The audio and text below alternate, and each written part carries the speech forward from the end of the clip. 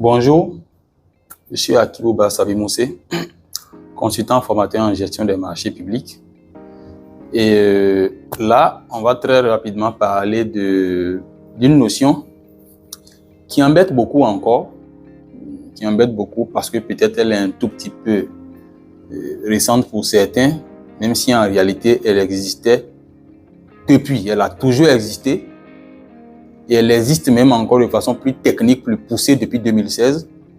Et cette notion-là, c'est celle connue sous l'expression offre économiquement. Je pense que vous avez déjà deviné, la plus avantageuse. Ou tout simplement, moi je préfère encore offre la plus avantageuse. Et je vous expliquerai pourquoi je ne suis pas systématiquement pour la notion d'économiquement. Je préfère offre la plus avantageuse. Cela se dit offre économiquement la plus avantageuse. Absolument aucun problème avec ça. Mais je vous dirai pourquoi moi j'aurais préféré offre la plus avantageuse. Déjà, la première chose, c'est qu'il faut noter que cette notion-là n'est pas du tout nouvelle. C'est quelque chose que vous avez déjà toujours appliqué en fait. Ce n'est rien de nouveau. Pendant longtemps, les gens l'ont opposé à la moins-disance. C'est-à-dire, je prends un marché de travaux de façon classique. Vous avez, après l'examen préliminaire, l'examen détaillé, vous avez quand même un ensemble d'entreprises, je peux supposer 3, qui sont post-qualifiées. Là, maintenant, tout va se jouer au niveau du prix. Et les montants corrigés. Ce sont ces montants corrigés-là qui vont être partagés. Donc, le montant corrigé le plus bas parmi les 3 remporte. C'est ça, de façon classique, la moins-disance. Mais la moins-disance, en réalité, c'est une offre économiquement la plus avantageuse. Vous voyez? C'est une offre la plus avantageuse, c'est une offre économiquement la plus avantageuse. Parce que vous avez pris, en réalité, vous avez sélectionné l'entreprise la plus avantageuse parmi les 3. Donc, certes, c'est de la moins-disance que vous avez réalisé à la fin, mais c'est dans un dispositif d'offre la plus avantageuse. Ce qui fait que ce n'est pas nouveau. Donc, l'offre la moins-disante est en réalité une offre la plus avantageuse dans son contexte. Et quand on pousse encore la réflexion un peu plus loin, quand vous êtes en prestation intellectuelle et que vous passez par une étape d'expression d'intérêt, que vous passez à la fin des rapports de manifestation, à une demande de proposition, une évaluation technique, parce que là, c'est en 2 étapes, et après une évaluation des propositions financières également, vous faites une pondération selon les coefficients retenus, 70, 30, 20, 80, selon les niveaux de complexité et autres, et les recommandations bien sûr aussi, dans le dossier d'appel à concurrence. Et vous sélectionnez une firme, c'est-à-dire un cabinet, selon l'offre la plus avantageuse.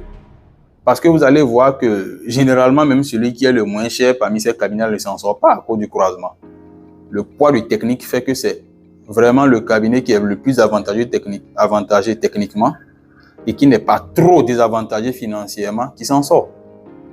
Donc, l'offre la plus avantageuse, c'est déjà quelque chose que vous avez toujours appliqué. Ce n'est pas nouveau. Je tiens à le rappeler déjà à travers ces 2 exemples.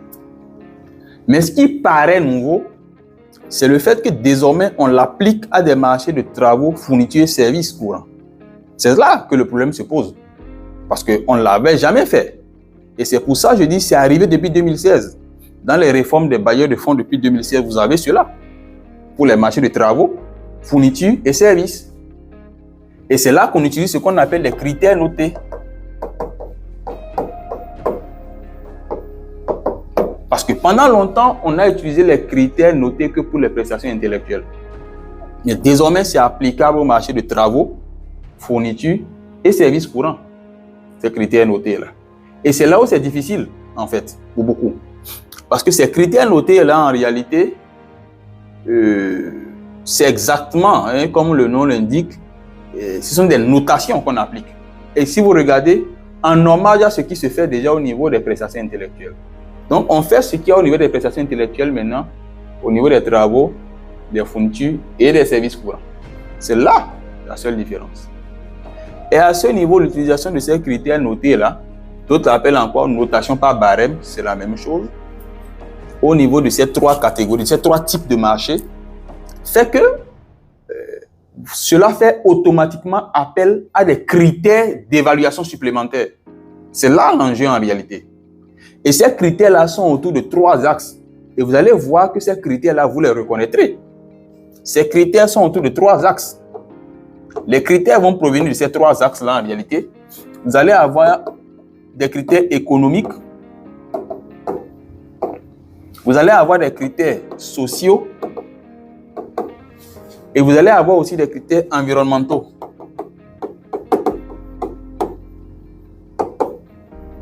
Qui sont désormais intégrés dans les dossiers d'appel à concurrence pour être évalués, pour pouvoir trouver l'offre la plus avantageuse. Et vous voyez pourquoi en réalité je ne suis pas trop friand de l'expression économiquement la plus avantageuse, parce qu'il n'y a pas que l'aspect économique, il y a d'autres aspects. Donc quand on dit aspect économique, j'estime que c'est un peu réducteur. Ça, c'est mon appréciation. Vous pourrez me dire en commentaire si vous êtes d'accord avec moi ou pas. Donc, ces trois critères, si vous regardez en réalité, ça rappelle quelque chose de simple. La durabilité. Ce sont les trois piliers de la durabilité en réalité. Mais au niveau de l'économique, on n'évalue plus le prix. Par exemple. Non? Contrairement à l'offre la moins disante, où on évalue le prix. Mais ici, on va évaluer quoi? Le coût. On va évaluer le coût. Et vous allez avoir là l'apparition et la mise en œuvre d'une notion où il faut des informations pour réussir cela. C'est la notion du coût de cycle de vie d'un produit ou d'un équipement ou d'une acquisition. Le coût du cycle de vie. Qu'est-ce que cela coûte pendant toute sa durée de vie en réalité? Qu'est-ce que cela coûte à l'acheteur public? C'est ça qu'on va évaluer.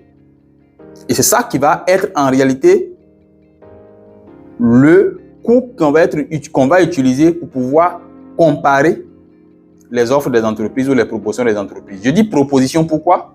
Parce que vous avez en réalité une méthode de passation qu'on appelle l'appel à proposition qui s'applique aux travaux, fournitures et services courants. Donc, quand on est en travaux, fournitures et services courants, on peut parler d'offres, on peut parler aussi de propositions. Les propositions, désormais, à cause de cet aspect, ne sont plus uniquement une terminologie exclusive réservée aux prestations intellectuelles. On peut parler de propositions en travaux, fournitures et services courants. C'était un clin d'œil que je faisais à ce niveau.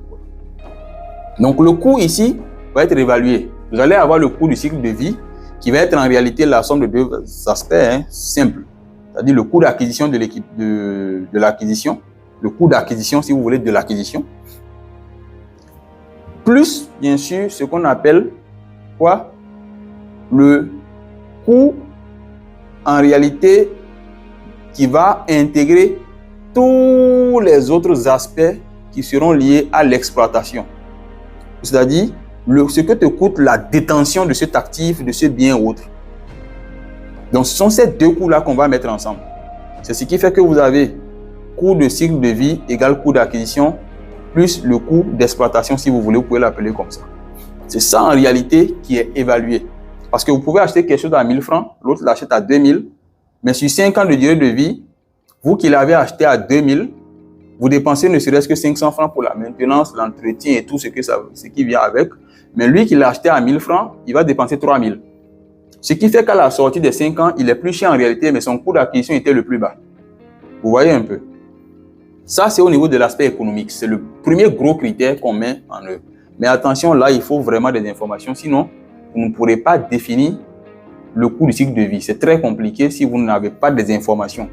Donc, il faut vraiment que les dossiers d'appel à la concurrence prennent ça.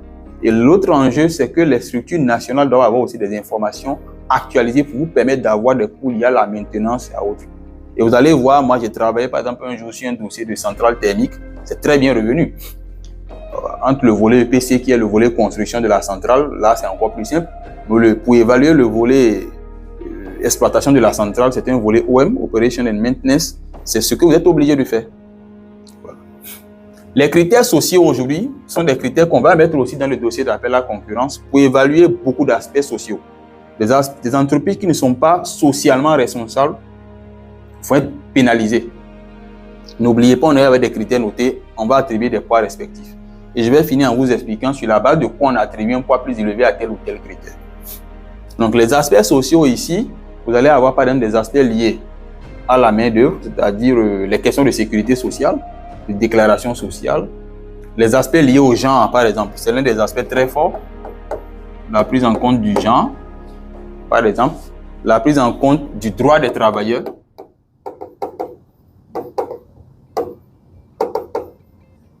Les questions sociales, l'exploitation des enfants, les exploitations et abus sexuels, les EAS, comme on le dit. Donc, tout ce qui a rapport avec les normes sociales qui existent aujourd'hui, qu'on peut intégrer à ce niveau-là. Les aspects environnementaux, c'est très bien connu. C'est d'ailleurs l'un des aspects qui, je n'arrive pas à savoir pourquoi, c'est celui qui est généralement le plus mis en avant. Donc, ces aspects-là, exprès, je l'ai mis en troisième position pour que les gens puissent vraiment rééquilibrer. Les aspects environnementaux, vous allez avoir par exemple des aspects liés aux émissions de CO2, les questions, par exemple, d'étiquette énergétique, qu'on va essayer d'évaluer. Vous avez les questions d'efficacité énergétique.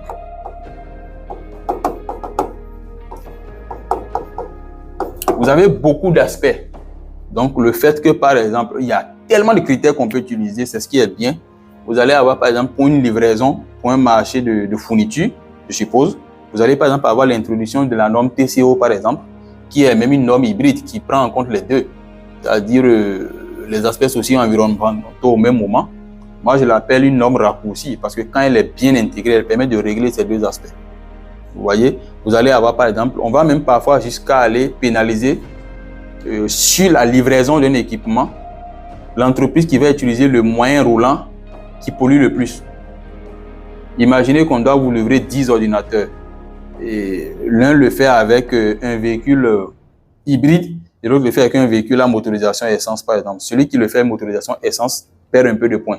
Donc, vous voyez, on peut le faire même sur l'acquisition, même sur les dispositions liées à la livraison. Vous voyez, si c'est une livraison par voie aérienne, si c'est une livraison par voie maritime, il y a tout ça selon les incoterms qu'on a définis. Parce que vous savez, pour tout billet d'avion, d'un trajet à un trajet B, selon le type d'appareil qu'on utilise d'aéronef, on peut systématiquement avoir le nombre de kilogrammes, de tonnes de CO2, c'est connu. Donc vous pouvez, même si vos billets d'avion, si vous prenez, vous allez voir. Donc imaginez même en service de consultant, qu'on utilise ce critère environnemental là pour pénaliser le fait qu'un consultant vienne d'un autre continent vs un consultant qui est au plan local. Vous voyez, lui, il va prendre l'avion, aller-retour et tout. Donc, on peut utiliser ces critères-là pour départager. Donc, il y a énormément de choses. On ne va pas s'éterniser sur ça. Il y a énormément de critères qu'on peut utiliser.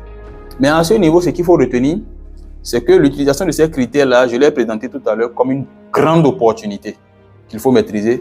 Mais au même moment, c'est un risque. Ça fait appel à des risques. Parce que ces critères, comment est-ce que vous les mettez? J'ai parlé d'information, mais aussi c'est l'arbitrage. Qu'est-ce qui vous amène à mettre tel critère et lui donner tel point? En réalité, c'est le niveau de risque qui est évalué. Vous allez voir, c'est pour ça que vous ne pourrez pas faire de la durabilité en marché public, en fait, sans maîtriser la cartographie des risques. Parce qu'à ce niveau-là, plus le risque est élevé, plus les points vont aller avec. Vous allez avoir les risques verts, les risques jaunes, d'autres mettent orange et aussi les risques rouges. Donc, c'est ça qui va permettre, parce que ces critères que vous mettez sont en fait des mesures d'atténuation des risques. Beaucoup pensent que ce sont des critères qui sont là, en fait, pour pénaliser une entreprise. Non, ce n'est pas pénaliser le premier objectif.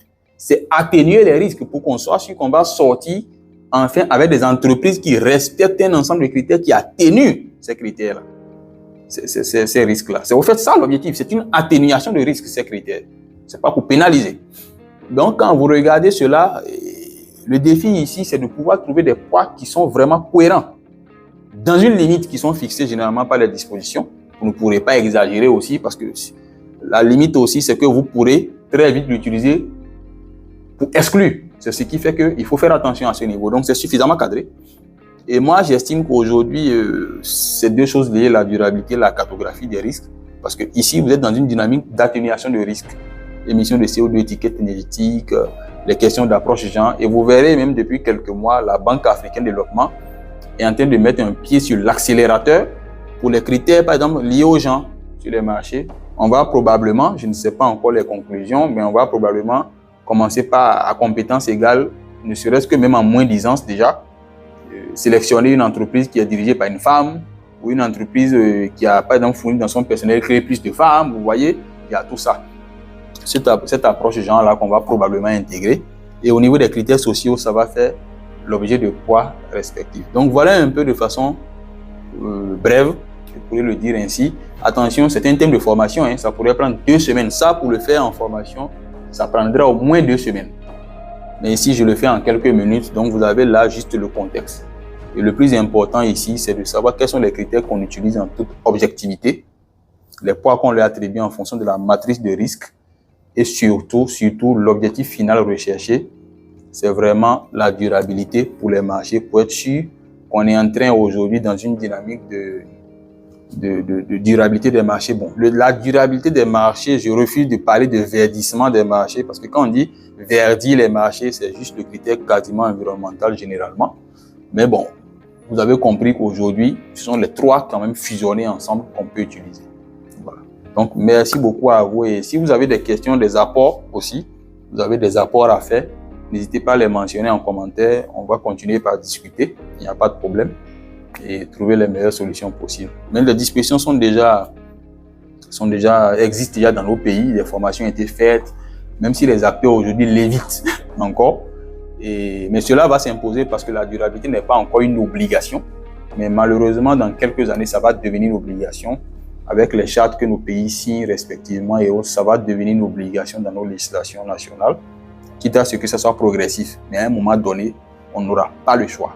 Donc, je nous conseille, nos spécialistes en marché public, de suffisamment nous préparer déjà. Parce que si tu n'es pas préparé, ça va s'imposer à toi à un moment donné et tu multiplieras les chances de faire des erreurs. Merci beaucoup à vous et ne manquez pas de me dire ce que vous pensez en commentaire. Faites vos propositions, observations, critiques. Je suis preneur. Merci beaucoup.